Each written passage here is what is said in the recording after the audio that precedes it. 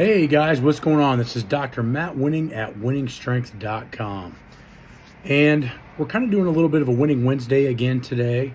I've been doing more sauna talks because I kind of wanted to tie that in. Sitting in the sauna, it gets really shitty if you don't have anybody to talk to and you're just kind of sitting there. You got to sit there for 20, 30 minutes. But came into the gym a little bit early and had something on my mind all day. I woke up this morning and I got on my phone and I saw a short clip from Nick Saban, the head football coach for Alabama, who's won multiple titles. Now, for a lot of you guys that don't know, I trained Nick Saban's head coach at Colorado. His name was Earle Bruce. Earle Bruce was the head coach at Ohio State. I trained him in his late 70s to his mid-80s here at Ludus Magnus from about the years of 2011, 2012 to about 2015. And he just couldn't drive anymore because he was so old. He was a very interesting guy, very, very innovative guy, very hard-nosed, old-school thinker, very similar to how Nick Saban talks now. It just rings to me Earle Bruce from Ohio State back in the 70s. And Earle Bruce and I had a lot of really cool conversations, some of which were about Nick Saban. He actually had to fire Nick Saban. He was a GA, I want to believe, at Colorado once he left Ohio State. And Nick Saban had gotten into it with one of his offensive coordinators, and it ended up getting rid of Nick Saban, which he regretted for the rest of his career, obviously because he was a great coach, but he was just the lowest man on the totem pole, and that's the way it went. But the reason that this video is here, or I'm doing it now, is some things that Nick Saban said in this small little 30-second clip. And he asks, are you spending time or are you investing time? And I was blown away because it's a very simple thought process, but a lot of times we don't know the difference. And spending time is much different than investing time. You will find that people that are wealthy, very successful in either sports or business, will spend a great deal of time investing time. And this is difficult because a lot of us get wrapped up in our adult lives we work a 9 to 5, we get paid this per hour. We very rarely find these avenues of passive income. And when we do, they're hard to sustain. Case in point, it's a constant struggle on my website to put out new manuals and new content and still have an ability to charge for things like that when there's so much poor information out there, but it's free. And so a lot of people that don't want to put any skin in the game will go the free route because it doesn't cost them anything. But I find that this mindset of spending time or investing time is usually some of the biggest pitfalls in most people's careers and their lives. This means that you find that a lot of people maybe don't finish college. Then you find even fewer people finish graduate school.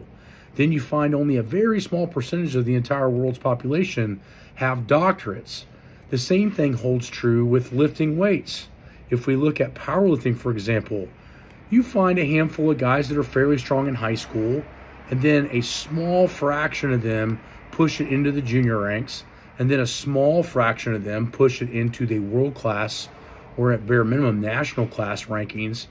And a lot of it comes down to boiling down to a particular goal in investing in time.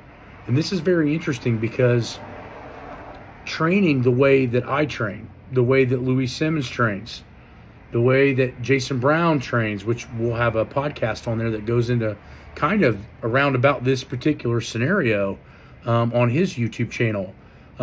You find that guys that train conjugate style or a mixed method style tend to invest time versus spend time.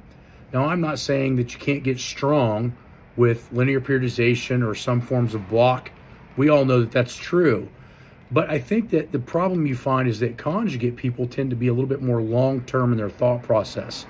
When I wanted to get super strong in competitions, my process started 6 months before the meet, not 6 weeks, not 8 weeks, to develop PRs. And I think that that long-term mindset, investing in my training versus just going in to work out, was a huge advantage to myself once I hit my mid-late 20s and especially into my 30s. You know, I find it interesting that every once in a while my Instagram feed pops up that this thing, you know, it was like a meme or a short, and it said, you know, when you wake up at 30, this is how you feel after training. And I thought that it was interesting because is that average people? Do they wake up at 30 and they feel so much different than 25? In some cases, yes. So what you find is that people that train really smart tend to not be beat up. They tend to not pay for it in joint or muscle mileage. They tend to kind of have a little bit more enthusiasm with training because they're getting different stimuluses on a consistent basis. So the point is that in some ways you can look at this as training. Again, are you spending time or investing time? And I think that for a lot of my listeners, I'm hopeful that you guys are more on the investment side.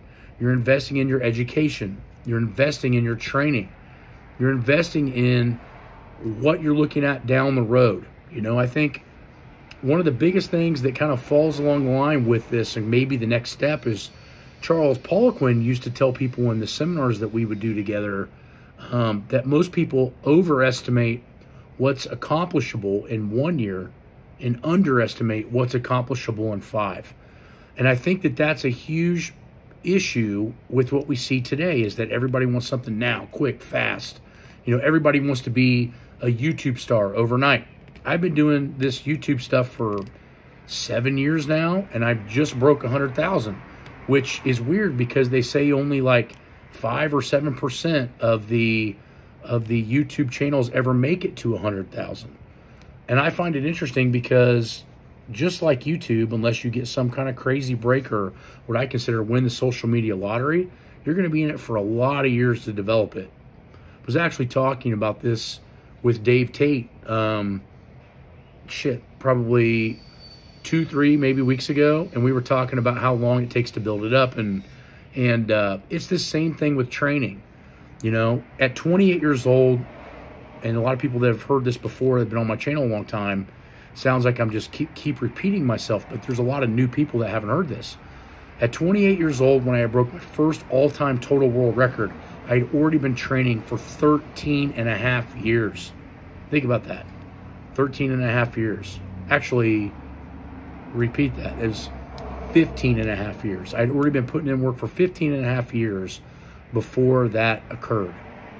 Most people are only going to last anywhere from 6 months to maybe 2 years if you're lucky.